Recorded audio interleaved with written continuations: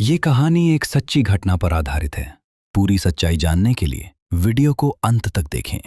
आधी रात का सन्नाटा, सिर्फ इंजन की भारी आवाज और पुरानी सड़क पर थरथराते टायर। कमलेश ने स्टीयरिंग व्हील पर अपनी पकड़ मजबूत की। उसकी आंखें थकान से जल रही थीं। राजमार्ग 44 पर दूर दूर तक कोई दूसरी रोशनी नजर नहीं आ रही थी, सिर्फ घना जंगल और बीच में गुजरती ये काली सड़क। अचानक ट्रक की हेडलाइट की रोशनी में उसे कुछ दिखा। सड़क के बिल्कुल बीचों बीच एक सफेद साया खड़ा था। कमलेश ने झटके से ब्रेक मारी। टायरों के घिसने की आवाज ने रात की खामोशी को चीर दिया। ट्रक एक जोरदार झटके के साथ रुका, ठीक उस साये से कुछ फुट पहले। पसीने की एक बूंद कमलेश की कनपटी से होकर नीचे गिरी। उसने डरते हुए बाहर देखा, पर वहां कोई नहीं था। सड़क खाली थी। वहम होगा। उसने थोड़ा सुकून पाने के लिए डैशबोर्ड पर हाथ मारा। कमलेश बेटा, डर मत, तू अकेला नहीं है। तेरा ये ट्रक तेरे साथ है। वो कैबिन का दरवाजा खोलकर अंदर बैठने ही वाला था कि रात के सन्नाटे को चीरते हुए एक आवाज आई। भैया, जरा रुकिए। एक औरत की आवाज। आवाज ट्रक के पिछले हिस्से से आई थी। कमलेश के जिस्म में एक थरथराहट दौड़ गई। उसने वहीं जमकर पीछे मुड़कर देखा। अंधेरा रास्ता और ट्रक की लाल बत्तियों की मध्यम रोशनी में उसे पीछे कोई धुंधली सी आकृति नजर आई। कौन है? उसने हिम्मत जुटाकर पूछा। भैया, थोड़ा आगे तक छोड़ देंगे? मैं रास्ता भटक गई हूँ। उसका दिल इतनी जोर से धड़क रहा था मानो सीना चीरकर बाहर निकल आएगा। नहीं नहीं, चली जाओ यहां से। मैंने बहुत कहानियां सुनी है तुम जैसों की। तुम कोई इंसान नहीं हो। इतनी रात को इस भयानक जंगल में कोई औरत अकेली नहीं हो सकती। कहानियाँ? भैया, आप तो बड़े डरपोक निकले। क्या एक लाचार औरत की मदद करना गुनाह है? देखिए तो सही, मेरे पैरों में छाले पड़ गए हैं चलते चलते। नहीं देखना मुझे। लोग कहते हैं तुम्हारे पैर उल्टे होते हैं। तुम दिखती कुछ हो और होती कुछ और हो। मैं ट्रक नहीं रोकने वाला, नहीं तुम्हें बिठाने वाला हूं। चली जाओ। अगर मैं कोई भूत होती तो क्या आपसे इतनी तमीज से बात करती? मैं तो बस शहर जा रही हूँ। मेरे बच्चे वहां मेरा इंतजार कर रहे होंगे। क्या आप एक माँ को उसके बच्चों से दूर रखेंगे?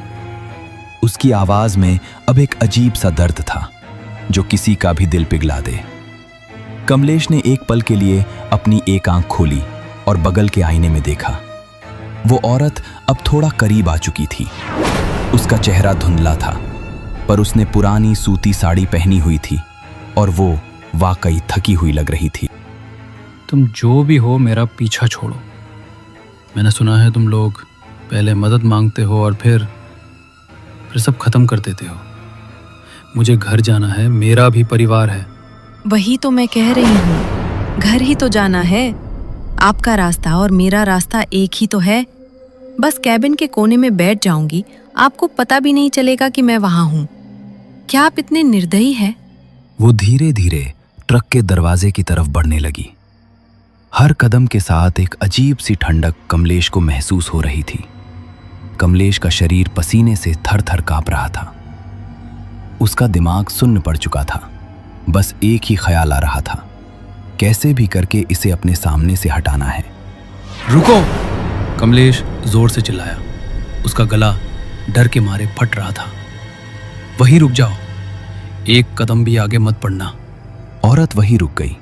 उसके बाल हवा में अजीब तरह से लहरा रहे थे। ठीक है, तुम्हें शहर जाना है ना? मैं तुम्हें ले चलूंगा, कमलेश ने हाफते हुए कहा। पर एक शर्त है, तुम मेरे साथ कैबिन में नहीं बैठोगी। मेरे पास मत आना। तुम पीछे ट्रक के खाली हिस्से में बैठ जाओ। वहां तिरपाल के नीचे जगह है। जब तुम्हारा गांव या शहर आ जाए तो वहां से जोर से आवाज लगा देना या ट्रक के ढांचे पर ठोक देना। मैं वहीं ट्रक रोक दूंगा और तुम उतर जाना। पर खबरदार, आगे कैबिन की तरफ देखने की कोशिश भी मत करना। औरत ने कोई जवाब नहीं दिया, बस धीरे से अपना सर झुकाया। अंधेरे में उसकी आंखें चमकती हुई लग रही थीं। वो खामोशी से मुड़ी और ट्रक के पीछे की तरफ चलने लगी। उसके चलने की कोई आवाज नहीं आ रही थी। कुछ देर बाद कमलेश को ट्रक के पीछे से लोहे पर हल्की सी दस्तक सुनाई दी। इशारा था कि वो बैठ गई है। कमलेश ने तुरंत कैबिन का दरवाजा अंदर से बंद किया और इंजन चालू किया। उसके हाथ स्टीयरिंग पर कांप रहे थे। उसने क्लच छोड़ा और ट्रक आगे बढ़ाया, पर उसे बार बार ऐसा लग रहा था जैसे पीछे बैठी वो बला उसके कान में धीरे से मुस्कुरा रही हो।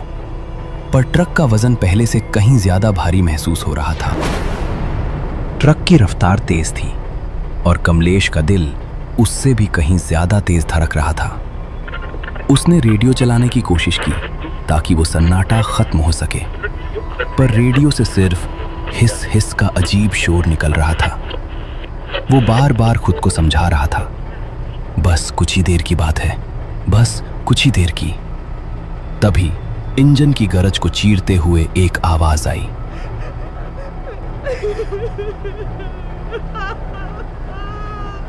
कमलेश के कान खड़े हो गए।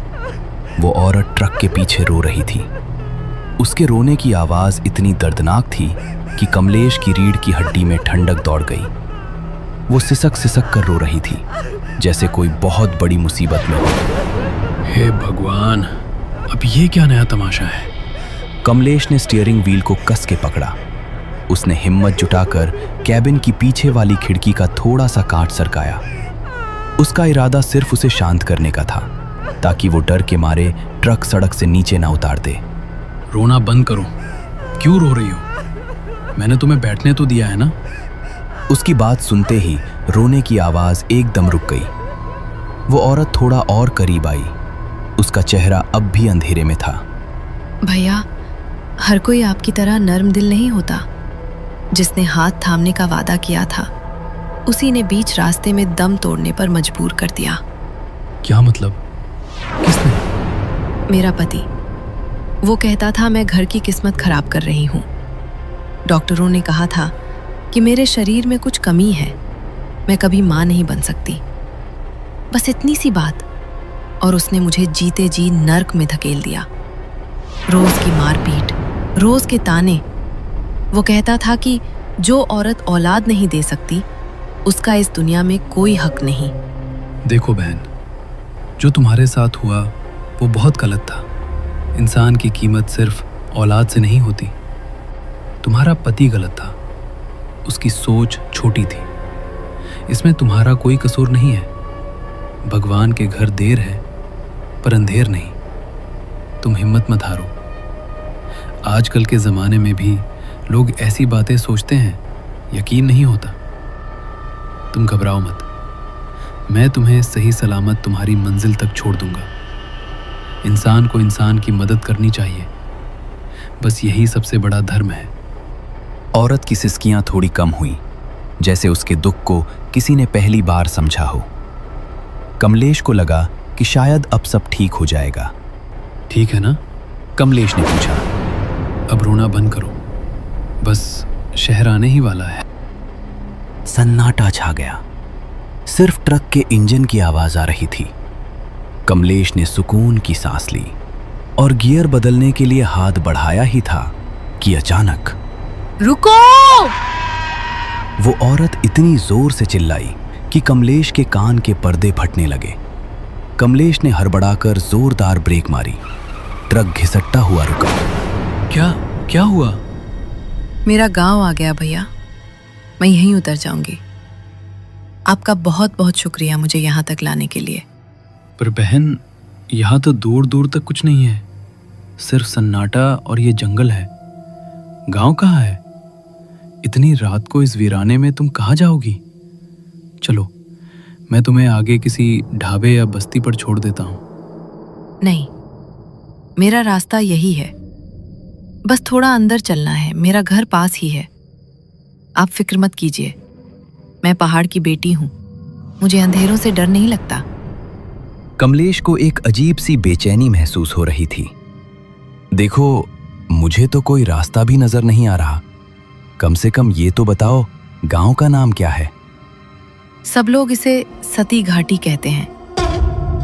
आप बस यहाँ ट्रक रोक दीजिए, बाकी का रास्ता मैं खुद तय कर लूंगी। वो औरत ट्रक से उतरी और अंधेरे की तरफ बढ़ने लगी।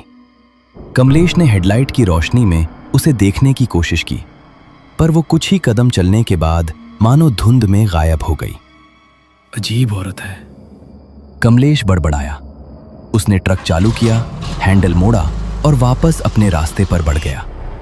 ट्रक की रफ्तार अब सामान्य थी। कमलेश का डर धीरे धीरे कम हो रहा था, मगर उसके दिमाग में अब भी उस औरत की दर्द भरी बातें घूम रही थी। उसने सोचा कि शायद वो कोई भटकी हुई आत्मा थी जिसे सिर्फ कोई सुनने वाला चाहिए था। अभी वो थोड़ी दूर ही गया था कि रास्ते में फिर से पुराना टूटा हुआ साइन बोर्ड नजर आया। कमलेश ने घबराहट में ट्रक की रफ्तार 80, 90 और फिर 100 के पार पहुंचा दी। इंजन चीख रहा था और ट्रक पुरानी सड़क पर बुरी तरह उछल रहा था। नहीं, ये नहीं हो सकता। ये रास्ता खत्म क्यों नहीं हो रहा? उसने एक्सेलरेटर को पूरा दबा दिया, बस इस उम्मीद में कि ये बुरा सपना पीछे छूट जाए। मगर तभी हेडलाइट की तेज रोशनी में दूर से वही टूटा हुआ साइनेज फिर दिखा, सती घाटी। नहीं! कमलेश जोर से चिल्लाया। उसका दिमाग काम करना बंद कर चुका था। डर के मारे उसने स्टीयरिंग व्हील को झटके से मोड़ा ताकि वो उस साइनेज बोर्ड को न देखे, मगर तेज रफ्तार और गीली मिट्टी की वजह से ट्रक उसके काबू से बाहर हो गया और वो एक बड़े से पत्थर से जा टकराया। एक जोरदार धमाका हुआ। ट्रक का अगला हिस्सा चकनाचूर हो गया। इंजन से धुआं निकलने लगा और चारों तरफ सन्नाटा छा गया। कमलेश का सर स्टीयरिंग व्हील से टकराया था और कमलेश किसी तरह लुढ़कते हुए ट्रक से बाहर गिरा। रात का सन्नाटा अब पहले से कहीं ज्यादा भयानक लग रहा था। बचाओ, कोई है? उसने चिल्लाने की कोशिश की, पर उसके गले से सिर्फ एक घुटी हुई आवाज निकली। तभी दूर से हेडलाइट की रोशनी दिखी। कमलेश की आंखों में उम्मीद की एक किरण जागी। एक तेज रफ्तार गाड़ी उसकी तरफ आ रही थी। उसने अपने दोनों हाथ हवा में लहरा दिए। दर्द को भूलकर वो जोर जोर से कूदने लगा। रुकिए भाई साहब, रुकिए, मेरा एक्सीडेंट हो गया है। मगर वो गाड़ी रुकी नहीं। वो इतनी तेज रफ्तार से कमलेश के पास से गुजरी कि उसके झोंके से कमलेश सड़क पर गिर गया। गाड़ी की लाल बत्तियां अंधेरे में गायब हो गईं। उस चालक ने शायद कमलेश को देखा ही नहीं, या शायद वो खून से लथपथ उस आदमी को देखकर डर गया था। कुछ देर बाद एक ट्रक आता दिखा। कमलेश ने फिर हिम्मत जुटाई। वो सड़क के बिल्कुल बीच में खड़ा हो गया। उस ट्रक ने हॉर्न मारा, एक लंबी बेहद डरावनी गूंज। मगर रफ्तार कम करने के बजाय चालक ने गाड़ी और तेज कर दी। ट्रक कमलेश को कुचलते कुचलते बचा और तेजी से निकल गया। उसकी हिम्मत अब टूट रही थी। उसने थरथराते हाथों से अपनी जेब से फोन निकाला। फोन की थोड़ी सी रोशनी उस अंधेरे में उम्मीद की आखिरी किरण लग रही थी। उसने कांपते हुए अपने मालिक का नंबर मिलाया। 2-3 लंबी घंटियां गईं। हर पल कमलेश की सांस अटक रही थी। फिर दूसरी तरफ से फोन उठाया गया। मालिक, माफ करना साहब, इतनी रात को फोन किया। हाँ कमलेश, बोलो, इतनी रात को क्यों फोन किया? सब ठीक है ना? माल पहुंच गया? नहीं मालिक, वो थोड़ी सी गलती हो गई। क्या हुआ? ट्रक में कोई दिक्कत है या रास्ता भटक गए? कमलेश ने एक गहरी सांस ली। उसका गला बार बार सूख रहा था। उसने फोन को कान से चिपका लिया और शुरू से लेकर आखिर तक सारी हकीकत बता दी। कैसे उसने उस औरत को बिठाया, कैसे रास्ता बार बार वही आ रहा था, और कैसे सती घाटी के साइनेज के पास उसकी भयानक दुर्घटना हुई। ठीक है कमलेश, तुम घबराओ मत, दिमाग ठंडा रख। तुम एक काम करो, मुझे ट्रक की और उस जगह की एक फ़ोटो निकालकर तुरंत भेजो। मैं देखता हूँ क्या कर सकते हैं और यहाँ से मदद भेजता हूँ। कमलेश ने ट्रक की हर जगह से फोटो निकाली और अपने मालिक को भेज दी। शुक्र है मुझे मालिक अच्छे मिले हैं। अगर दूसरा कोई होता तो अब तक 4 गालियां खाता और काम से भी निकाल दिया होता। पता नहीं, पर अब इतनी रात को यहाँ कौन कैसे मदद करेगा, मुझे तो कुछ समझ नहीं आ रहा। वहां मालिक को फोटो मिल गए। उन्होंने एक एक कर फोटो खोलकर देखना शुरू किया। वो सभी फोटो को ध्यान से देख रहे थे कि तभी उनकी आंखें आखिरी फोटो पर आकर रुक गईं। उन्होंने तुरंत कमलेश को फोन किया। कमलेश ने फोन उठाया। कमलेश, मेरी बात बहुत ध्यान से सुनो। बिना सवाल किए जो मैं कह रहा हूँ वही करो। जी मालिक, क्या हुआ? आपने फोटो देखी? कुछ अजीब है क्या? कमलेश, वहां से अभी के अभी निकलो। सुन रहे हो तुम? राजमार्ग पर जो भी पहली गाड़ी दिखे, चाहे वो ट्रक हो या कार, हाथ देकर उसे रोको और बैठ जाओ। अगर कोई गाड़ी नहीं मिलती तो पैदल चलना शुरू करो। आगे कहीं ना कहीं कोई। बिना पीछे मुड़े भागता रहा। मेरे पैरों में जान नहीं बची थी, पर डर मुझे धक्का दे रहा था। जैसे तैसे मैं एक करीबी गांव पहुंचा और अगली सुबह वहां से अपने घर निकल गया।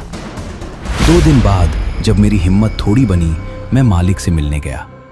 मुझे जिंदा देखकर उन्होंने एक गहरी राहत की सांस ली, मगर उनके चेहरे पर अब भी एक अजीब सी दहशत थी। हम कुछ देर वहां बैठे और बात कर रहे थे। फिर उन्होंने मुझे बताया कि आखिर क्यों उन्होंने मुझे वहां से तुरंत चले जाने को कहा था। उन्होंने कांपते हाथों से अपना फोन निकाला और मुझे मेरी वही तस्वीर दिखाई जो मैंने उन्हें भेजी थी। वो तस्वीर देखकर मेरे पैरों तले जमीन खिसक गई। उस दुर्घटना वाले ट्रक की फोटो में ठीक मेरे बगल वाली सीट पर एक अजीब सी हंस रही लड़की बैठी थी, और वो कोई और नहीं बल्कि वही, ये मैं खुद भी नहीं जानता। बस उस दिन के बाद से मैंने एक बात सीख ली।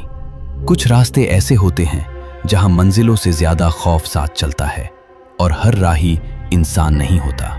ये रही उस रात की असली तस्वीर जो उस ड्राइवर ने अपने कैमरे में कैद की थी।